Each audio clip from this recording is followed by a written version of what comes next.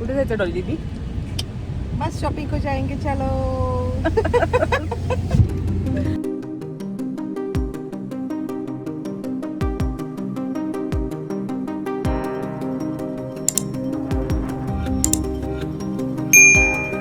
तर हा व्लॉग आहे बेळगावचा.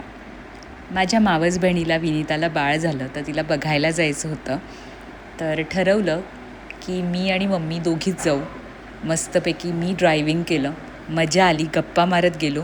आमच्यासोबत नीता आंटी पण होत्या, मम्मीची अगदी बेस्ट फ्रेंड. तर छान गप्पा मारत आम्ही पोचलो.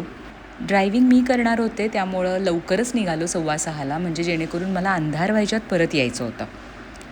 तर सगळ्यात आधी बेळगावमध्ये पोचल्यावर अजंताला नाश्ता केला. हे माझ्या पप्पांचं फेवरेट हॉटेल आहे. नंतर आंटीकडे म्हणजेच माझ्या मावशीकडे पोचलो. ड्रायव्हिंग करूनसुद्धा मी फ्रेश होते, कारण की कधीकधी आपल्या फेवरेट लोकांबरोबर ड्रायव्हिंग करत आपण गेलं ना तरी दिवस कसा जातो किंवा दमणूक होत नाही. Hello hello, welcome to the Belgaum. अगं बाई मऊ आहे. बापरे. आमचं मऊ आहे.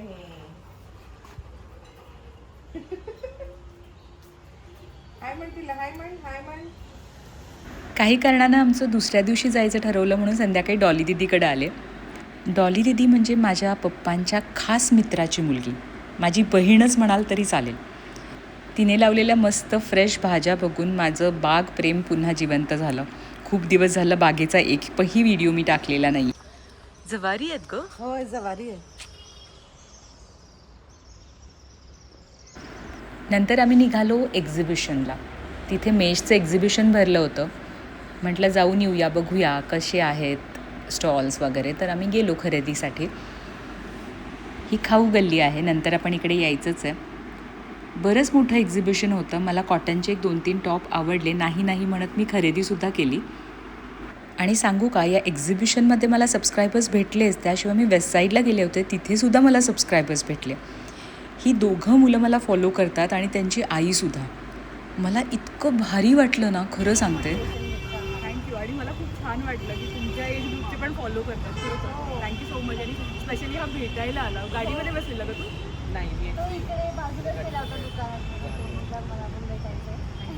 त्यानंतर खूप भूक लागली होती, त्यामुळं बेळगावमध्ये आलेपाक चांगला मिळतो मला माहिती आहे. म्हणजे मी त्याचा व्हिडिओ पण केला होता. आलेपाक म्हणजे दडपे पोहे आणि उसाचा रस खूप मस्त मिळतो.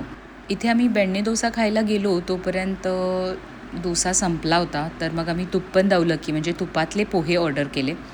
टेस्ट छान होती. आणि इडली ऑर्डर केली, तट्टे इडली. तर दोन्हीची टेस्ट मला आवडली, छान होती. तुम्ही जर बेळगावला गेलात तर तुम्ही कुठे काय खाता, किंवा मी जर गेलं तर काय एक्सप्लोअर करावं असं तुम्हाला वाटतं, तर ते मला कमेंट बॉक्समध्ये सांगा तुम्ही. फक्त पोहे आणि इडली खाऊन काय पोट भरलं नाही. आलेपाक तर खाल्लंच पाहिजे. इथे जर तुम्ही गेलात बेळगावला तर ती टेस्टच वेगळी असते. तर ते जे मेन म्हणजे जुनं जे आलेपाक जिथं मिळत होतं ना, तर तिथं आम्ही गेलो. शीतल रसवंतीगृह. तर तिथं मस्त गार उसाचा रस आणि तो आलेपाक म्हणजेच दडपे पोहे मिळतात. आणि त्याच्याबरोबर फुटाण्याचे लाडू मिळतात, जे चुरून आपल्याला त्या पोह्यावर घालायचे असतात. एकदम छोटंसं होतं हे जे शॉप आहे, किंवा हे जे रेस्टॉरंट म्हणू शकतो आपण. अगदी छोटंसं होतं. आता त्यांनी छान डेव्हलप केलं आणि खूप क्लीन आहे. तर अशा पद्धतीनं ते पोहे, फुटाण्याचे लाडू, त्याच्यावर खोबरं, हे असे लाडू त्याच्यामध्ये असे चुरून घालायचे, मस्तपैकी मिक्स करायचं आणि त्याच्याबरोबर उसाचा रस. मस्त. तुम्ही हे ट्राय केलं आहे का, मला कमेंट बॉक्समध्ये नक्की सांगा. So much. माझ्या मोठ्या बहिणीने मला आज खूप फिरवलेलं आहे. मला खूप भारी वाटलं.